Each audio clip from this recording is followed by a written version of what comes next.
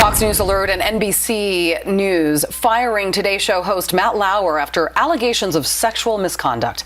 We have just learned the anonymous accuser and her lawyer met with NBC executives for hours on Monday night, and then early this morning, the network tweeted this: Matt Lauer has been terminated from NBC News. On Monday night, we received a detailed complaint from a colleague about inappropriate sexual behavior in the workplace by Matt Lauer. As a result, we've decided to terminate his employment. Meantime, on Capitol Hill, more Democrats are now pressuring Michigan Congressman John Conyers to step down. Let's bring in our panel, syndicated radio talk show host Leslie Marshall. She's also a Fox News contributor, and conservative radio host Kevin MacLeod. Thank you very much to the both of you to talk about this. What a big day on so many fronts. I mean, this is just, it caught me by surprise. I'm not going to lie. Sadly, not very surprised, but nonetheless very disappointed. A source tells Page Six, and I want to read, an NBC staffer came forward with the claim that Matt sexually assaulted her at the Olympics. There have been rumors about Matt having affairs with subordinates at NBC for years, but those were believed to be consensual. This incident in Rio was not. Leslie, affairs with subordinates. Lauer's been working at NBC since 1997. Rumors are rumors, and we don't know the facts. And Matt Lauer has not given his own statement in his side, and there are two sides.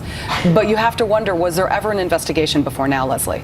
You know, it's funny, Julie. I was just in a meeting, and off the air, we were just talking about due process. You know, everyone is innocent until proven guilty. Yes. And I think for somebody to just come out like NBC did and say that somebody who's been with them for so long is terminated, that without being suspended and having an investigation, the evidence that was put forth must have been, I would imagine, just not so specific and so revealing as not to be questioned to the accuracy of the allegation, but it must have been quite revolting as well. I, like you, was very surprised because, and this could have been also, Julie, part of what this individual wanted when they met with their attorney. It could have been, you know, I want some money and I want him gone, and then they may have acquiesced to such.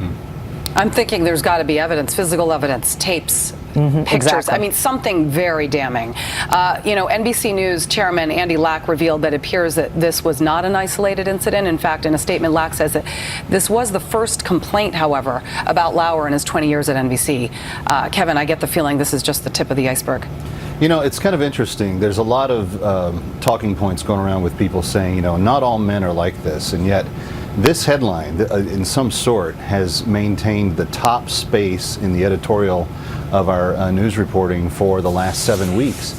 And it is cut across every industry, it is cut across every corner of society. And I think that the problem here is that you see someone like Matt Lauer. The first thing my wife said to me this morning was, well, if a man will cheat on his wife, if he will step out on her, you already are dealing with kind of a compromised conscience to some degree. That's a good point. Where you draw the line in terms of the moral code is then just an issue of perspective as opposed to whether or not you're willing to.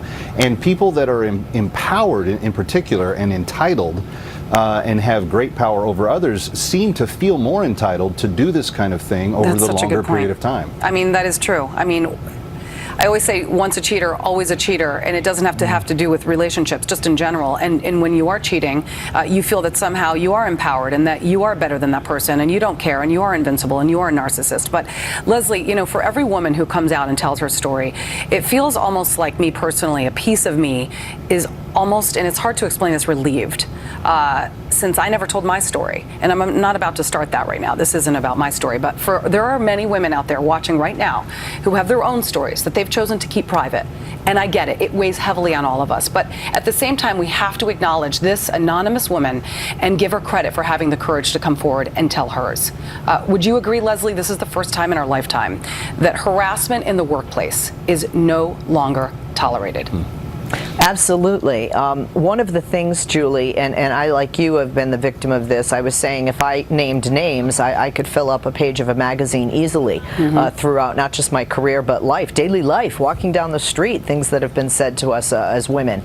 You know, right now, there is, this morning, when this report came out, probably here in New York City, where I am today, a woman serving coffee at a diner who's been harassed by her boss for years and looks up and thinks, well, maybe now I can say something. Maybe now I can come forward, because this happens not just at these, a big network or on Capitol Hill or in Hollywood.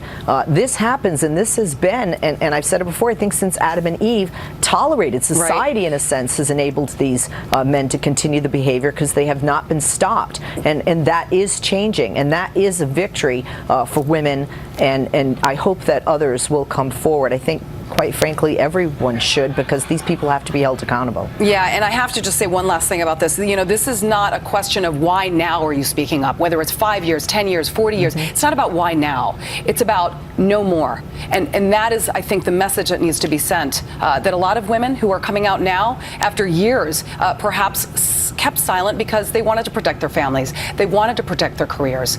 Kevin, I hope that is taken away from this for those who might start to spread doubt when accusers like this come forward. Well, I think when women are brave enough to go on the record and give their name, even in the anonymous sourcing with NBC, you know that it's a real person because their attorney's involved and they had very real conversations. I think that takes tremendous courage. And I think it's only a slight correction to what Leslie said. I don't think that it is now no longer occurring. I think the exposure is showing how deep the problem is. I think the only thing that's going to correct this in the future is an adjustment in our societal worldview and moral code. Yeah, and it's not a partisan issue because, as you know, John Conyers, multiple sources telling NBC, ironically, there's mounting pressure by Democrats for him to step down. It is not a partisan issue. Zero tolerance is a bipartisan issue. Thank you both for talking to us. Appreciate it. Thank you, Julie. Thank you, Julie. John.